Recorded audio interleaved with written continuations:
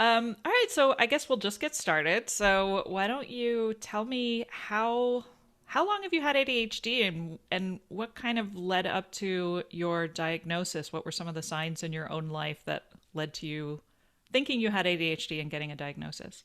Oh, well, the question of how long I've had ADHD is probably forever. Well, yeah, yeah. But it's interesting because I didn't get diagnosed until I was in my mid 20s. But the more I go back and I think about my childhood, the more I'm like, yep, yep, yep, yeah. And I'm like, how did nobody see this? Right. Yeah.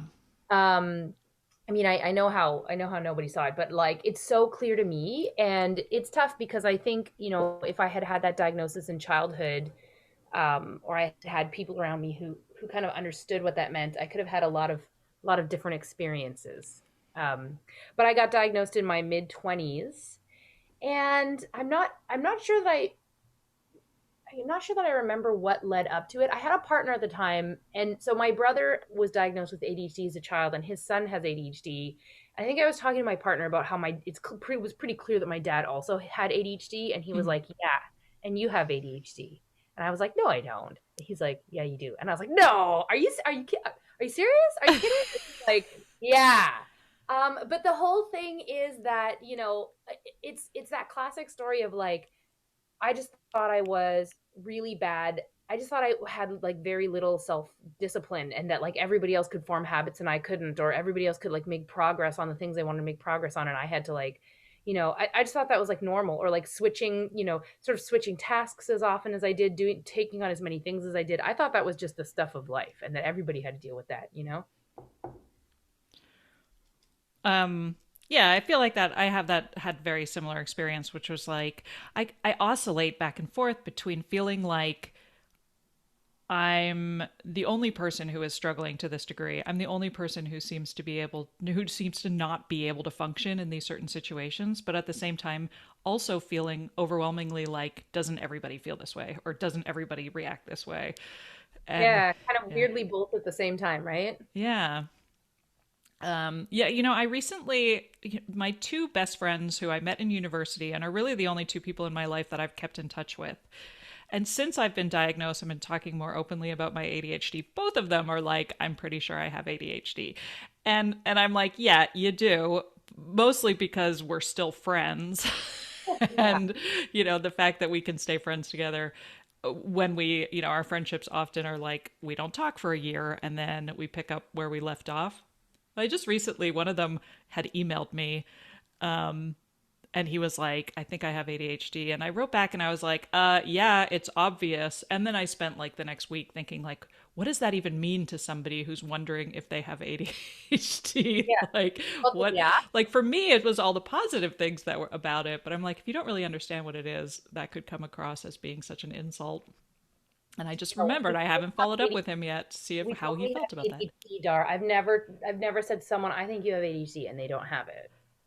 Right? Well, yeah, that's been such a big thing in my life since my diagnosis, which is, evaluating every single person and realizing that every person I love, like every person I admire, like I'm like, do they have it? Like, cuz sometimes I have such a hard time distinguishing between what is ADHD and what is just somebody who's quirky, bright, talented, interesting. And I just sort of assume that anyone who is all of those things also must have ADHD.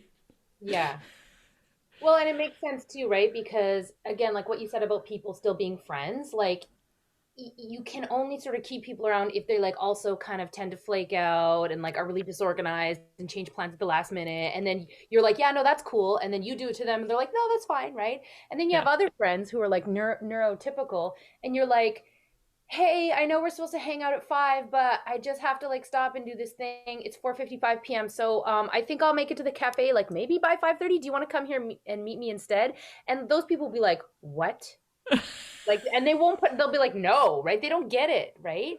People Yeah. with ADHD, I find, are like so much more flexible because they get it, right? So I've definitely noticed that, I don't think it's necessarily that it's like a weird coincidence. I definitely think it is like you guys do have a deeper understanding, a similar way of being in the world, right? Yeah. Absolutely. Okay, so you were in your mid 20s, so how was your experience with school? Like grade school or like university? Both. Because Um, I feel like women go in opposite directions. Either they were like really, really organized people pleasers or they just fell apart. Yeah, so I had a really interesting experience because I was really smart in school. Like everyone's like, "Oh, were you a gifted kid?" I don't know if I was a gifted kid because nobody was really paying that much attention. But I always got like straight A's, right? Like I never had, and I had sort of like areas where I did especially well, where I knew that I could like get a straight A on like 60% effort, right? If it Mhm. was anything to do with like spelling, English, writing, like I could nail it with my eyes closed. Um, uh, so I did really well academically, but I had so many behavioral and social issues in school, which is interesting because we hear this a lot more, I think, about boys. And I didn't have that sort of typical like, oh, she's like a daydreamer, she's just like quiet or whatever. I was like, oh, the one always being told to go sit back in my seat, like acting inappropriately, being hauled into the principal's office, getting suspended for like weird impulsive, things that I did. But I also grew up in a really unusual situation where I was like the only child of a gay couple in a small northern town. And so I was like already ostracized from day one. And I just sort of chalked it all up to that, right? Like my parents were going through my, biological parents were going through a divorce. And so I think most people, like most adults in my life, just kind of washed their hands of me because they were like, oh, there's that weird kid of that lesbian couple, they're all weird and I hate them, right? Like Mm. I think there was like a lot of prejudice. And so that probably contributed to people being more, I think being more willing to see me as like a weird person because it was a very, very small community. So when I had a lot of behavioral difficulties, like nobody ever tried to figure out what was going on with them or what was going on with me. I just got in trouble, right? So I had a tough time in school because I didn't have any friends and because I was like getting bullied and acting out, but I was getting really good grades. And yeah, it's really weird that nobody thought that was weird, right? That no one's like, oh, this kid's like getting straight A's, but like doesn't, is in the hallway every day. Let's talk to her about that. And then when I got to university, I was just completely like nobody was monitoring me. Nobody in my family has ever gotten a post secondary degree. Maybe some of my cousins, I don't know, but nobody in my family has ever really achieved that. So I was just totally on my own when I went to university, and I didn't know how to do it because typical ADHD thing. I didn't sort of like take time to prepare and like read up and figure out like what I was like. Let's just jump in with both feet. So I just like registered for something, started university, dropped out several times, got really good grades in the subjects I was interested in, right? Got really good grades in the subjects I was interested in. And in the ones that I wasn't interested in, I needed to get like extensions. And I had, I was like writing the paper the night before. So I sort of hobbled my way through a 4-year degree in like 5 or 6 years, dropping out and changing majors several times. Um, and just sort of getting through it at my own pace. So I got through it. I didn't burn out completely, but I definitely stopped on several occasions. Yeah. Yeah, I had a similar experience in just that I had two older brothers who did very well in school. Um, both had scholarships. One of them went to MIT and one of them went to McGill. And then I came along. My mom didn't know what to do with me, and so because I did by the time I got into high school, I even remember feeling like I had an undiagnosed learning disorder, but I just sort of felt like I wasn't able to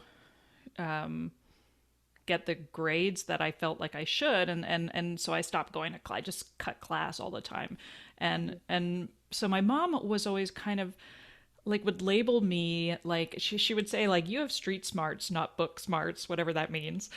Yeah. But her way of kind of making sense of who I was in the world compared to my two brothers, she would always say like university's not for everybody, that's okay. And like I think she was really trying to build up my confidence in a way of just saying like it's not for everybody, it's true, like you still have worth. Yeah. But I remember like feeling so damaged by that label and like feeling like I really needed to go and do this and prove myself over and over and over again, and yet at the same time feeling incapable of doing that. And now realizing like you said, like the signs were there all along. It's just been such a crazy whirlwind of looking back at all of the different ways in which it exhibited itself. But so I'm What, what did you go to university for? I ended up going to McMaster for like basic humanities, and then I dropped out and actually ended up in Whistler for a year. Oh, nice. like, because I decided I decided, university wasn't for me. And then I lived in Whistler and was like, yeah, there was actually an experience where I was working for the mountain. And I've never skied before in my life. The only reason I was there was because I literally ran out of money in BC and didn't know where to get a job. And it was like the beginning of ski season. So I was sort of like, all right, I'll work here. And it was just this nonstop party town. And like I remember like going to get my incredibly overpriced groceries at the one grocery store in Whistler and like trudging home through the snow and seeing these like Australian partiers or some tourists, maybe they were American, but they were like, party! And it was like a Wednesday. And I was just sort of, I had that moment of like, what am I doing with my life? Why am I here? This is not what I want to do for the rest of my life. And I was like, I really should go back to university.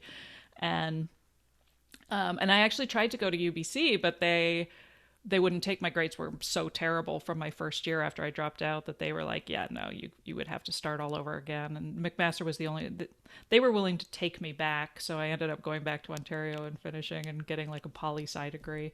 And actually, because I had gone back and was like, I'm determined to do this, I did really well. I ended up on the dean's list and I just was like, I'm really going to focus. I'm really going to like apply myself. But I've sort of talked with other guests about that idea of like, when you do decide to do something, you have to focus on that one thing. Like everything else has to fall away. So I had no friends. I had no social life. All I did was study just to prove that I could. Yeah. Yeah, that makes sense. Um, I know I took anthropology and some of the classes were the subject matter was so interesting to me. And if I was really interested in it, I could do well. But like they have these degree requirements. And so like as part of your degree requirement, you have to take like this kind of course and that kind of course. You never know what it's gonna be, right? Like what it's gonna actually be like until you take it. And anthropology is so weird because it's a mixture of like a humanities, right? Like socio like social anthropology, cultural anthropology, and then it's like also a science. Like there's like biological anthropology and archaeology, which is like a bunch of numbers and graphs. So I remember I took this one course that I thought was going to be so interesting. It was about the history of like ancient Japan or something. And like it was, there were some cool things. Like I learned about how rice first came to Japan. Like there used to be Japan without rice, right? And then it came down the Yangtze River and whatever. But like it was a lot of like archaeological data. So there were like all these numbers about like millions of years and like strata, and it was so dry that when I had to go write a paper in one of these types of anthropology classes, I just I just was like locked up and couldn't do it until like the night before. And it occurs to me now that like what I should have done is like tried the class out and dropped it. That's why they have that date, right? But so many things that I did in my 20s, I like didn't. I would like I was always putting together IKEA furniture without like reading the instructions, you know? So I would jump into doing a thing without stopping to like be like, how am I going to do this? What is the plan? I would just go, go, go. So if I signed up for a class, I'd be like, I'm not going to drop it. That's like a failure or something. Like I'm going to finish this class even if I hate it, which, you know, makes no sense. But I definitely feel like I was never reading the instructions of life. I yeah. know something, right? Yeah, I have that experience with recipes. Like, I start step one of a recipe before I've even checked if I have all the ingredients. And so I'm like putting stuff in bowls and the oven is on. And then I get, to step three and realize that I don't have any butter. And, and I'm like, there's been so many recipes that have been abandoned that way. So that's the point at which I have like a total meltdown. So I've learned to stop doing that because I like get so frustrated. I'll start like throwing things. I'll be like, I really wanted to make these cookies. And then I'll like lose my mind because making cookies was the most important thing in the world at that moment. Yeah.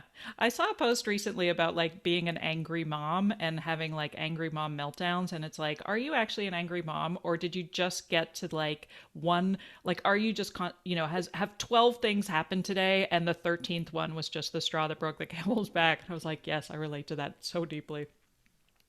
So, okay. So, how, if you were diagnosed in your 20s, kind of what was the road that led to becoming an ADHD coach?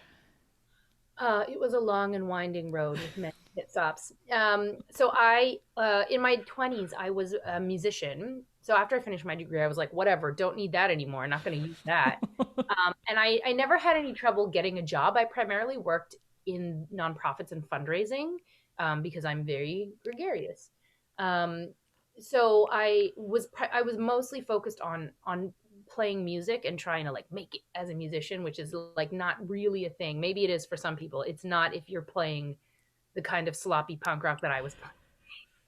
Anyway, so I spent a lot of time and money and life force on just playing music, and I really kind of burned out on that in like the truest sense of the word possible. Like I was on tour.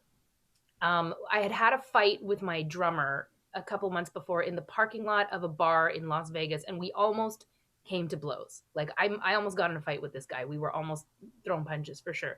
And then my partner at the time, who's also the bass player, got involved, and he started yelling, and it was a big mess. He's a really angry guy, so if he lets loose on you and he yells at you, you're probably going to quit the band, and that's essentially what happened with our drummer. I'm not with that person anymore. Primarily, we're not going to go to that anyway. So we drove home from Las Vegas, or rather Los Angeles, and we were like, you know, really burned out. But then a month later, we were like, why don't we just get another drummer and keep going? So early January, we're setting out on the road in this van, which is just breaking down. It's just breaking down like every like 1,000 kilometers. It breaks down, and we have to replace the fuel pump. Once it caught on fire, like literally caught on fire. And we had brought this guy with us who was a young fellow from our hometown of Vancouver. And I got really sick within the first week of being on the road in Reno, Nevada. And by the time we got to Tecate, which is in Mexico, a couple days later, I was like literally broke because I was funding the band. I was out of money. I was so sick I couldn't keep anything down, and it was like a Wednesday, and we like had to play the show because we needed the $60 to get to the next town. And that's the point at which I was just like, I can't do this anymore. This is my nightmare. Like this is my nightmare. I hate being on the road with all these people, right? My partner and I we had a very, tough relationship because neither of us were particularly emotionally healthy people. There was some other mental health things going on there. So it was a really bad relationship. It was, we were out of money. I was just sick of doing it. So again, we drove home from LA. And when we got back to Vancouver, I was just like, what am I going to do? Like, that's what I thought I wanted to do. I literally did it until I couldn't do it anymore. And it didn't, like in those movies, they say like, in the movies, right? If you try hard enough and you like really believe and you like live your dream and you like put everything you have into it, it has to work out, right? Well, I put everything I had into this band. I put every single penny that I earned for like almost 10 years went into this band, right? I didn't have money to buy presents for my family, like at Christmas time. And I really believed that it was going to work out, and it didn't. And so for about a year, I was just like dumbstruck. Like I was like, well, that's what I thought I was going to do, and it didn't work. So what do I do? So I was just, working at a liquor store or whatever. And I kept thinking like, what am I going to do? Like, what am I going to do with my life? And I didn't have a plan B because I was told like, that's how you achieve your dream. Like, don't have a plan B. If you Mm-hmm. want it, you got to go all in. Right. So I was racking my brain, and I was literally every week, it was like something new. I was like, maybe I'll be a lawyer. Maybe I'll be a real estate agent. Maybe I'll work in senior care, right? I was sort of trying to Venn diagram, like, what do I like to do? What does the world need? And what can I make money doing?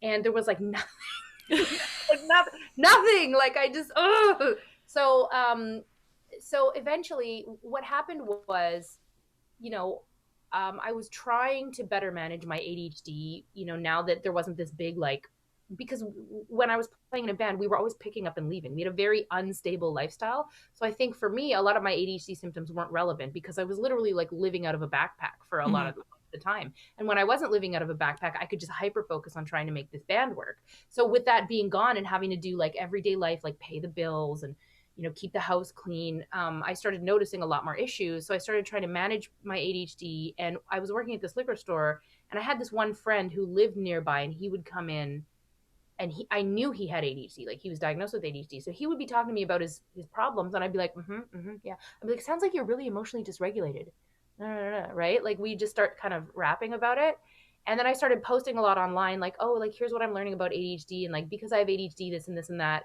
And a lot of people started messaging me on Facebook saying, like, wow, like your posts really help me. Like, I think that I have ADHD, or like, I know I have ADHD, and like your posts really help me. So, at that time, I had a nephew who was about 10 or 11, and he started struggling. And I wanted to hook him up with like an ADHD coach in his area, which was Calgary. I don't know how I found out about ADHD coaching at that point. I had heard that ADHD coaches were a thing. So I was looking for a coach for him, and that's when I discovered that there are very, very few ADHD coaches in Canada, or at least there were at this time. Like there was only two in the whole city of Calgary, and there was like only like one in Vancouver. And I was like, oh, maybe I could do that. Um, and so I was at the time I was pregnant. I think I was pregnant at the time.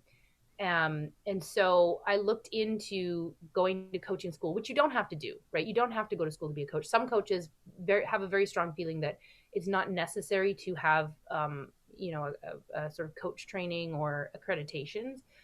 For me, because I had done so many things so slapdash and I had done them wrong, I was like, no, like if I'm going to do this, I got to do it right. Like I want to Mm-hmm. do training and all that.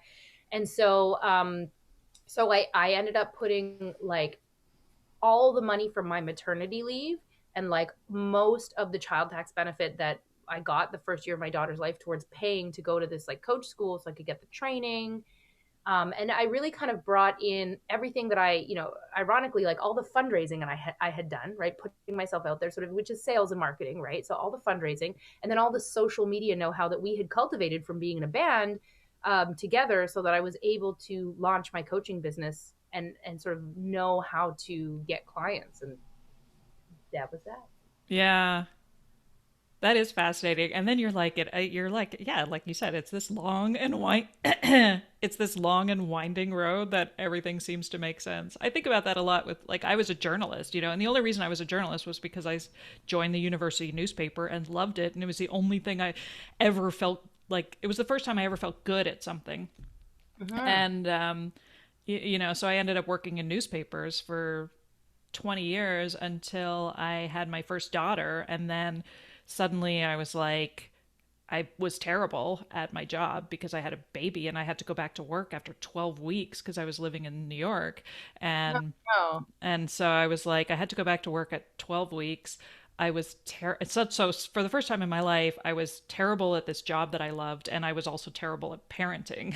Like it was just like I had this total meltdown, and figured it was postpartum depression, um, so by the time we were ready to have another baby 4 years later, I was like, I cannot be working full time. Like we cannot be living in a city where it is required for me to work full time because I just fell apart.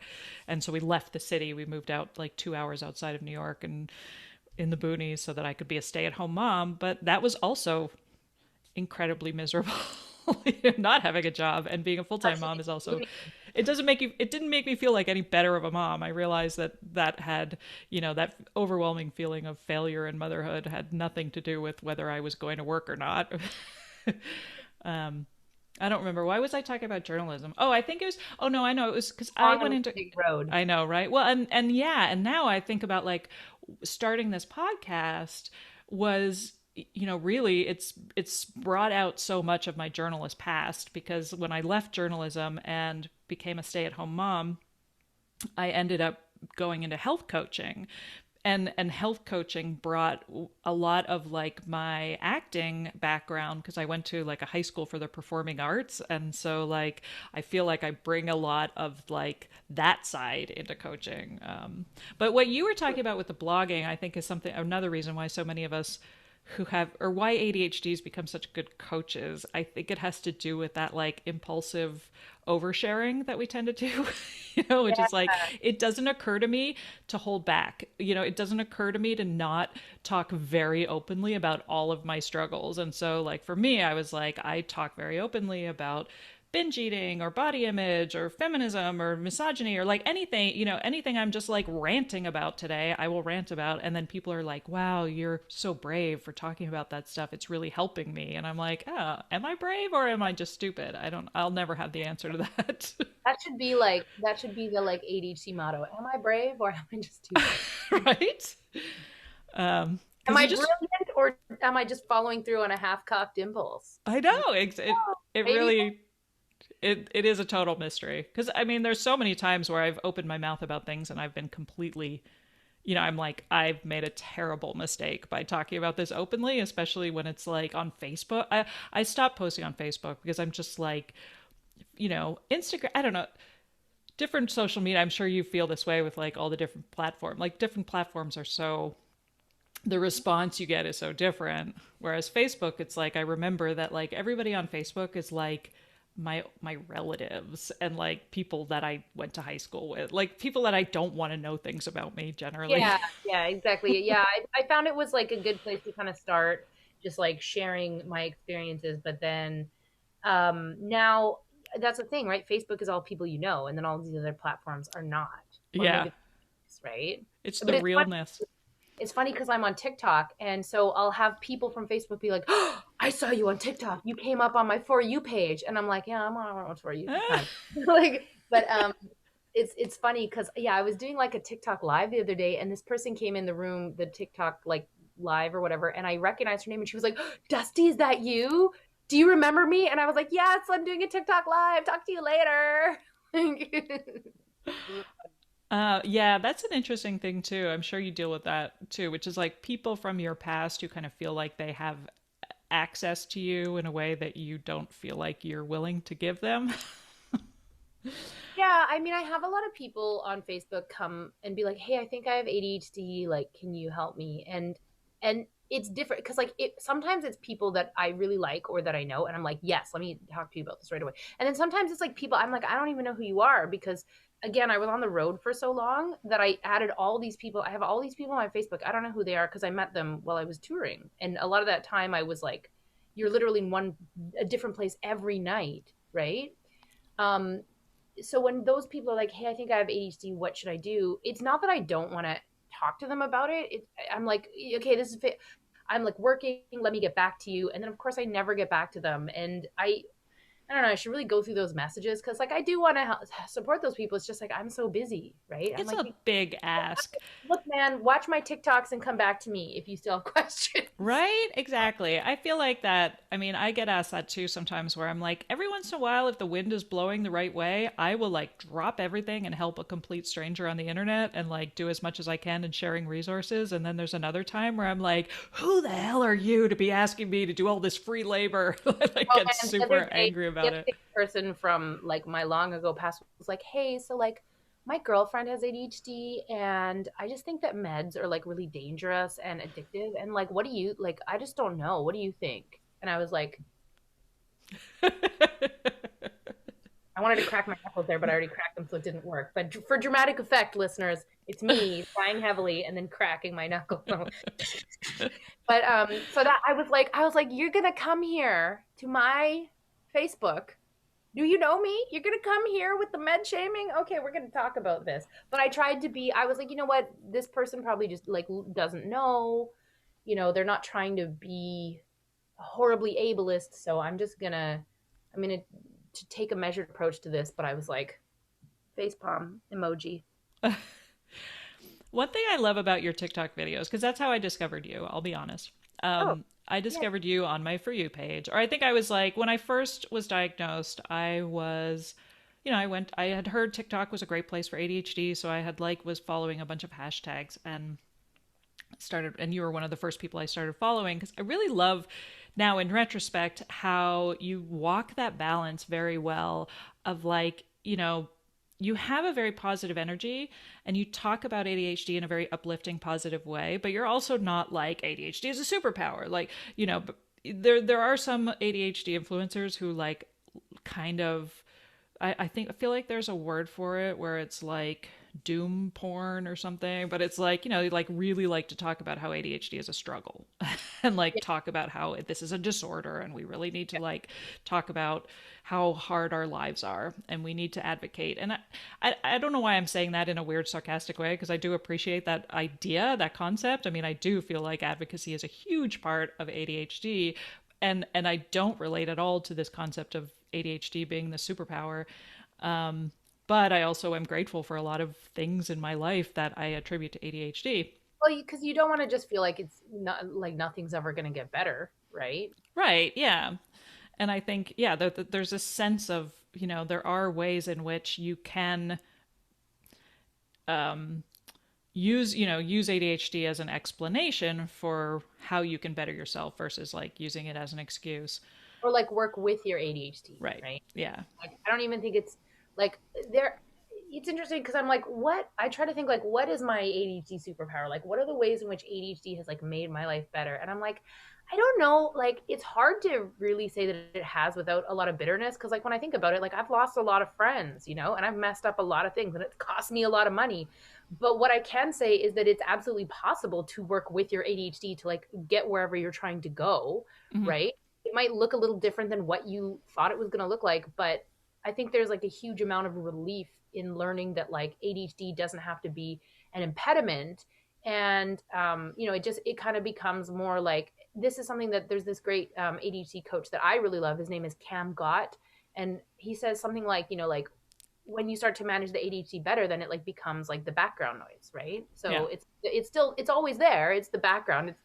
It's the setting, but it doesn't have to be like the main character of the play, right? Oh, I like that analogy. The Yeah. mise en scène.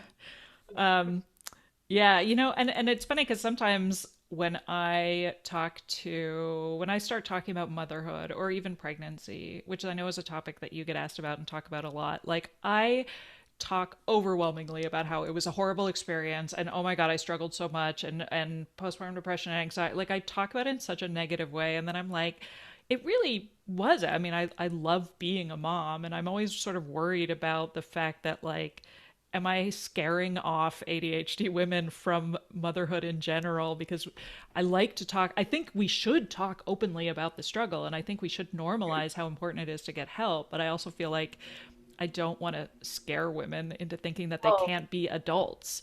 they're How do scared you off how do you anyway. manage that? They're scared anyway. Like I see this a lot in. They're one of two things, right? They're too scared to do it, or they're like me and they just jump. They like didn't stop to think about it, just jumped into it, and then we're like, oh god, what did I do? I see a lot of people in the sort of the ADHD like Facebook groups who are just saying like I would never have kids because I can't take care of myself, and that sucks, man. Like if you like, here's the thing: I people who like intentionally like childless by choice or don't want to have children, like cheers to those people because one of the most environmentally damaging things you can do is like have a child, right? So I absolutely like I really supportive of people who, especially women who are like, I don't want to have a kid. That's cool. But if you're like, I would want to have a child, I would love to be a parent, but I'm not going to because I don't think I could manage it. That breaks my heart. You know what I mean? Mm-hmm. That's where I really want people to know that, like, come on, man. I mean, I can't describe to anybody else's lived experience. Maybe it's true, right? Maybe for that person, it's true that they wouldn't be able to do it. But I think with like a little bit of the right supports and mindset shifts and again getting to work with your ADHD and sort of switching up some of the expectations on yourself, like it's absolutely possible. And who's to say that there's not a lot that a neurodiverse or ADHD parent can't contribute to their child's life, right? Like one of the things that my friends tell me really consistently is that they're often really impressed with like how much stuff my 3-year-old knows because I'm always teaching her something, right? I'm always singing songs with her. I'm always like discovering things with her. Routine bedtime routine, whole different story, right? Do I sit her down at the table to eat a meal every day? I try to at least get one meal a day at the table, but there's some days where we're like eating French fries in the car. That's a thing that happens. But um, but I have my areas of strength too, right? And that's in sort of like that playful curiosity. So she's developing in some different ways than maybe some of her toddler counterparts who don't have a neurodiverse parent. And so, you know, and like we know, we're only now really, I think, learning a lot more about what contributes to like childhood learning that gets a healthy adult, right? Like we used to think it was all these different things, and now we're learning like helicopter parenting is not that good for children because children need space to like make mistakes and learn and grow, right? And praise without context isn't necessarily like the rules are always changing, right? For Mm-hmm. what parenting is, even for people who are neurotypical. So the ways that a neurodiverse person parents may not necessarily be bad just because they're different, right? Yeah, that's a good point. I mean, even from one child to the next, my first child, we always joke about like she was our only child, so we would stare at her and be like, "What can we do for you now? What can we you don't like this food? I will make you something else. What can I do to make you happy?" And that's really kind of influenced her personality. And the second child, you're basically like, "You're going to eat what we're eating. Bang bang bang bang smush, here you go." Yeah, Like, yeah, and they're raised in much more of this like observant, neglected extension of the rest of the family, and that becomes who they are, and that forms their personality. Neither is better or worse necessarily in terms of like what like you said, it shapes who they are and what they're good at, but it's not like one is worth more or the other. yeah. So I mean, you're even like like all ADHD parents are not going to parent the same, just like all people with ADHD are not the same. So just when I see people, feeling like they can't have a child because they can't get their life together. Sometimes I think it's the opposite, right? I'm like, we need urgency. We got to raise the stakes. Like if you're having trouble getting yourself out of bed and feeding yourself, have a baby. You will absolutely get out of bed and feed yourself because you have to, because a little Yeah, is depending on you. You're going to shower. Oh, you're having trouble with showering? Let me give you a 1-year-old. You will take any opportunity to shower. it's can't true. can't do hygiene, try having a baby. You'll be constantly asking yourself, when the F can I get in the shower? Please, God, let me shower. I always think that way about dogs too, because I know that like there are a lot of ADHD coaches who recommend dogs for that same idea, like something to take care of and something to like it's a great way to take a walk. And we never had any pets growing up, so like I've always just had cats everywhere as an adult. Like as soon as we bought our first house, I was like, we must own cats, and so I've always had cats. And cats are just like the easiest things to take care of. Like they really are just so self sufficient. But we finally, like 5 years ago, I got my first dog. And it was like you said, like I just didn't really do any thinking about it. I was like, I should have a dog. And it's so hard. Like I really, really struggle with having this dog. And I mean, I love her and she's great. And I'm going to see her through her life with as much joy as possible. But I'm also sort of like, I did not think about how expensive and time consuming dogs were when I decided I needed one. And I don't think I'll ever have another one. Spoken like a true cat person. Right? I'm like, dogs would be great if they could shit in a box and never leave the house. I'm like, eh. Yeah, I mean, yeah. So again, like it's different for everyone, right? Like I definitely, I don't recommend people to get dogs because I don't want to see anybody like abuse or neglect a dog, like because again, everyone's different. It might work for some people, but like some people might put their dog in the yard and then forget about it for the whole day, right? Right. Because everybody's ADHD is different, but I think like for the right people, like if you need sort of like that that signal that like, oh, it's okay, this thing is barking at me, I gotta feed it, oh, I gotta take it outside, like that's great. But then also like what can be useful about a dog is that emotional regulation piece, right? Like almost that therapeutic like Mm-hmm. animal piece. So for some people that I know that's really important too. And the unconditional love thing makes a lot of sense to me too, because it really is wonderful. And you made a video recently. Actually, I don't know how old it was, but you had made a video about kind of like that sense of like why some of us end up in abusive relationships, because we sort of feel that that's what we deserve. Mm-hmm. And that when we do meet people who feel amazing, we immediately feel like they are A, out of our league, and B, like eventually they're going to find out that I'm a terrible person and they're going to leave me. It was just a really interesting, articulate, way more articulate than what I'm saying right now, way of like just putting out into the world that idea of like why you might be in a terrible relationship with people. And I was like, yeah, that was basically every boyfriend I ever had until I met my husband. And then I tried to break up with him on his birthday because I was like, I really like you, and you're eventually going to dump me because you're eventually going to figure out what a mess I am. Mm-hmm. But that was 20 years ago. He hasn't figured it out yet. So gosh. Oh, the unconditional love thing I think is really important for people with ADHD too, to just be like that they're, even if it is a dog, that there's like a sense that there's something in your life that just absolutely adores the shit out of you no matter what you do. Yeah, I think that's really important. All right, so now I think you're actually my first musician, definitely my first banjo player. What do you love most about your ADHD? Um, I think so. I get this. And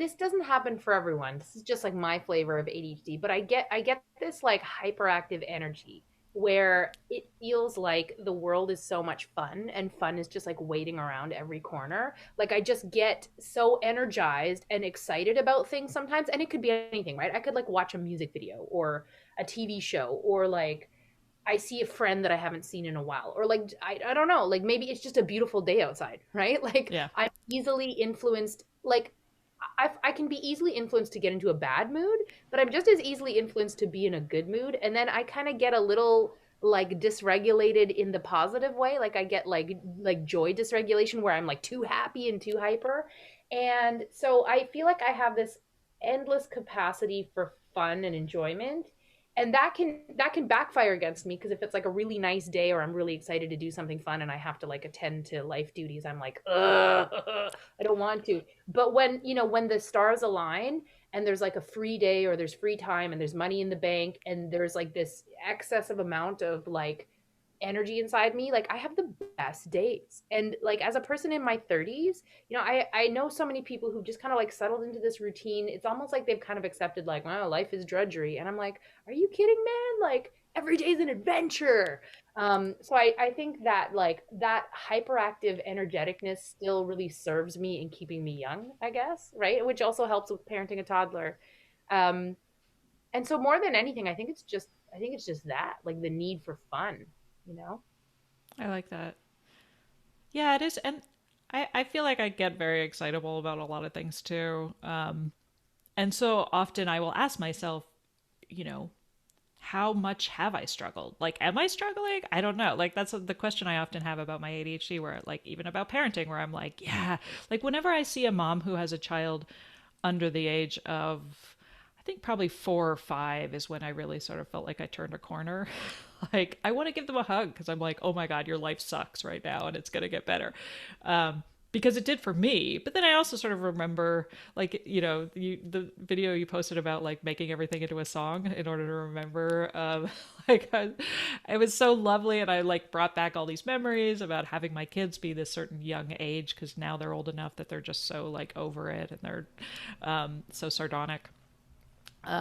So like I guess it is just such a pendulum of feeling like, on the one hand, really being like, God, yeah, like there's so much that sucks, and then on this immediately the flip of a coin and just being like, and there's so much that's amazing about it, and um, Yeah, why you're do like both ways all the time. right? I'm like, why do we all think that we have bipolar? Maybe that's why. I think someone said it best, or they're like, "Oh, when your kid is sleeping, you just want them to be awake, and then when your kid is awake, you just want them to be asleep." Yeah, that's a great one. All right, so now if you could rename ADHD to something else, less problematic acronym, what would you call it?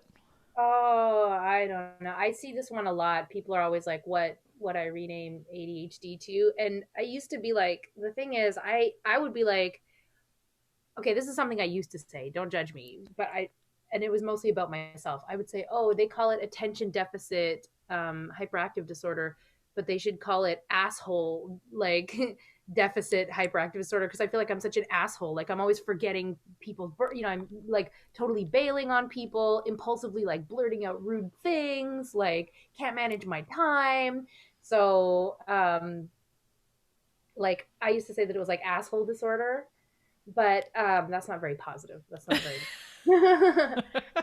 You know what? It's well, like one of the things I often say is like we call it attention deficit disorder, but we actually don't have a deficit of attention. We have an inability to like regulate our attention, right? So maybe Yeah. it's I would just say I guess attention regulation disorder, but ARD doesn't sound very sexy. Erg. ARG, attention regulation. What's something Gyroscope. gyroscope? Attention regulation gripe sphere. I don't know. I'm gonna think of a better G as soon as we hang up the call. Let's call it ARG because that's primarily how I feel. Just ARG. Right? ARGH. And then you could throw hyperactivity at the end there. Yeah. All right. Yeah. We'll think of something. I like that. Yeah, it's a I'm debating whether or not to continue asking that question because I feel like I'm always curious as to what the answers are. I have no idea what I would call it. Don't ask me. But Yeah, um someone's it, always trying to rename it. I'm like, come on, guys, we have enough trouble remembering things.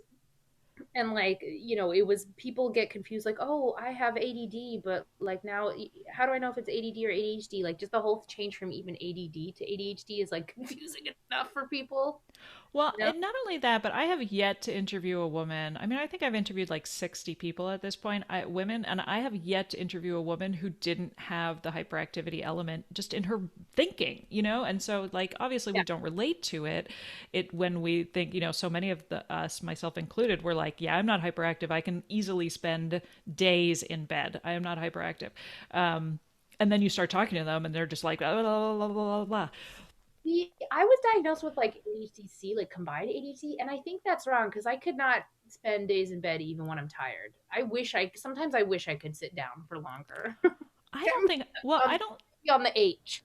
I don't think I would literally spend hours on the couch or in bed, but I feel like I always felt like my default state is one of paralysis. And so it wasn't until my diagnosis that I realized like how much time and energy I actually was spending doing things. And so that when I was relaxing, I didn't feel guilt about that anymore. That was like recharging. It wasn't paralysis anymore. And it really like helped me reframe that.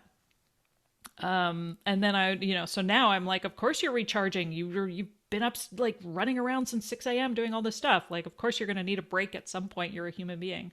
That's gonna be me at like 3 p.m. today.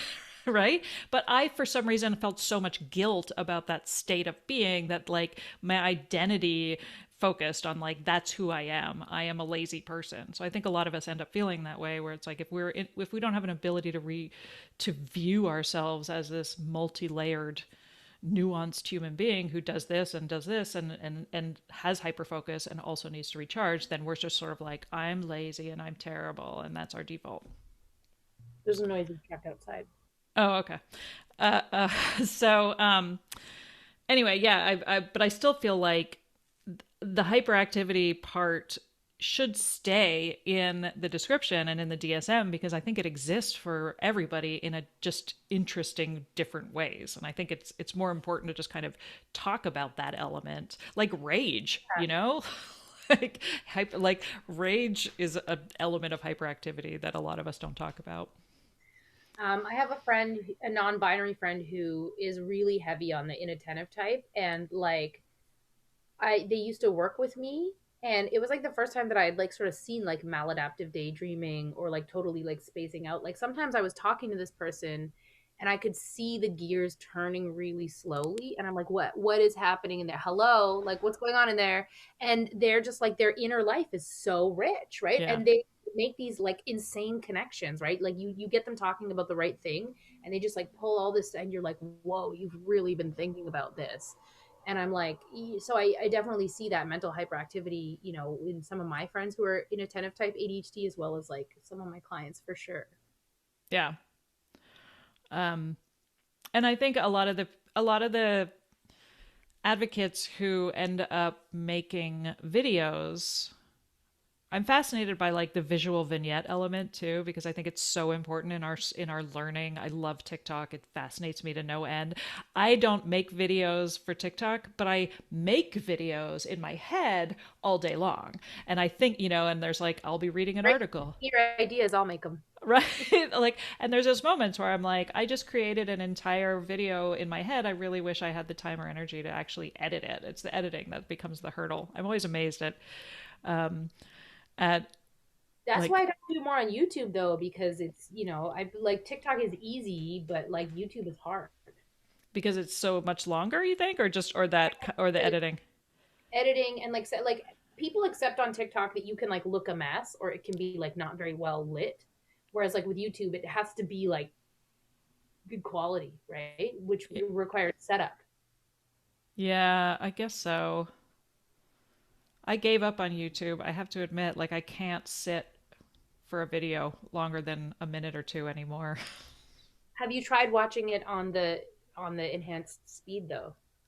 Yeah, I mean that's how I Yeah, get because I have to like all my instructional videos, like if I'm like, how do I figure out how to do this thing, I immediately have to go to YouTube to watch the video that's going to show me how to do this thing, but I have to watch it on fast speed. Yeah. I somehow didn't know you could do that, and my 75-year-old undiagnosed father taught me that, and I was like, "Whoa, the master has become the grandmaster."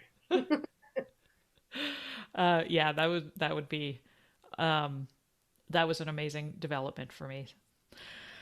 Okay, so let's talk about the ADHD studio and your clients and kind of how people can get more of you, how people can pay you, how people can work with you. What are your offerings these days? Cool, great question. So I coach people in a number of ways. I do one-on-one coaching as well as like small group coaching, but there's a little bit of like a backlog for that. There's a little bit of like a wait list. So I always take new consultations, but I let people know like if you want one-on-one coaching, if you don't mind waiting, that's fine. But if you want to, work with someone sooner, I have a couple sort of colleagues that I really recommend to people for the one-on-one coaching.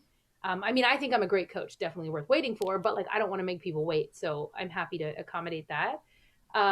So I do, there's a couple of other things throughout the year. I tend to do like workshops and courses. So every year, once or twice, I offer a 6-week course called Rock Your ADHD, which is covers all the different basics aspects of ADHD and just sort of teaching people about what they are and some ideas for managing them. It's not a lot of coaching; it's more just like learning.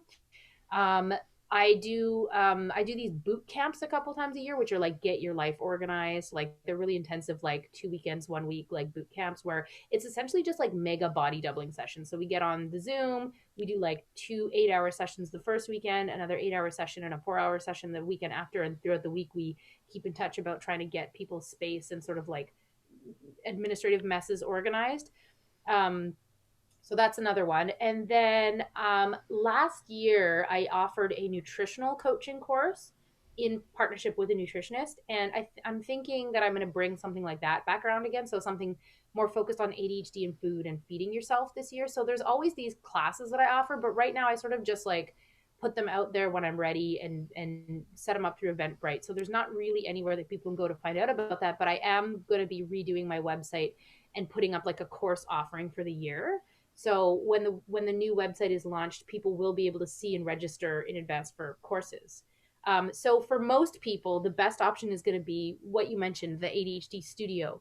So that's a virtual space that I curate with another friend and coach whose name is Christy Powers. We run it together, and it's essentially like a monthly kind of subscription where Christy and I will host like different body doubling sessions for people.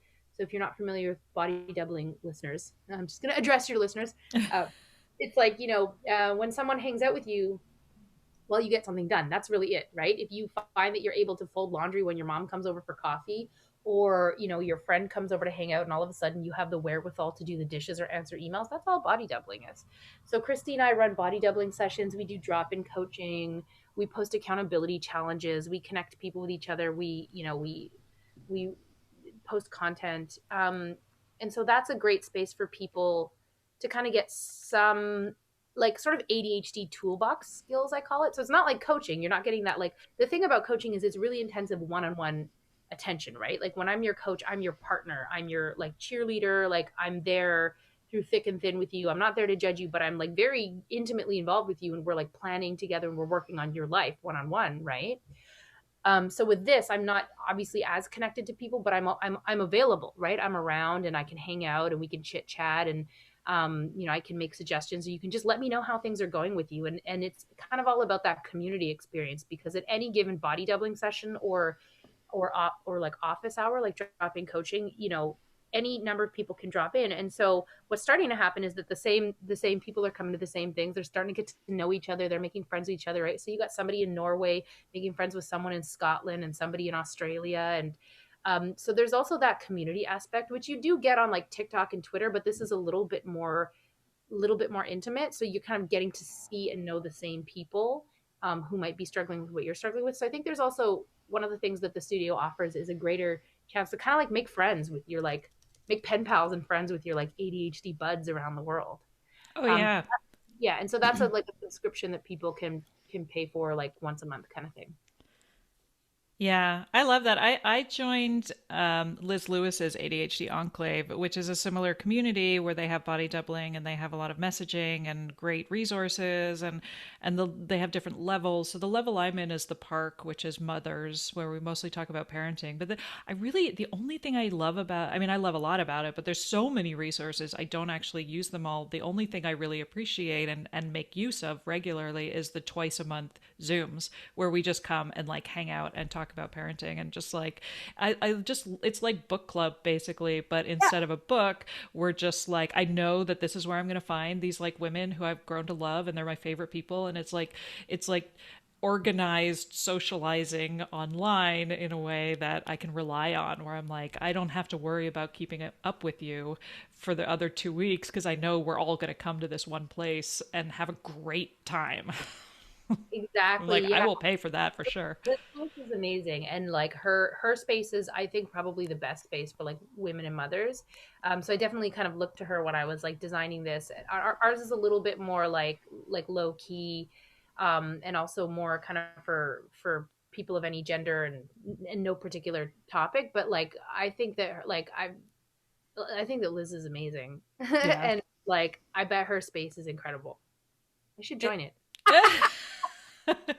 I'm a I, mother.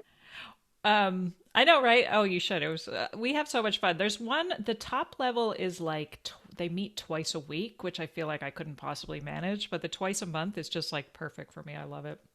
But I was realizing I was like, it's basically just like why I've always wished I could join a book club and why I always wished I had friends that I could join a book club with because I'm like it's such a like nice intentional excuse for conversation.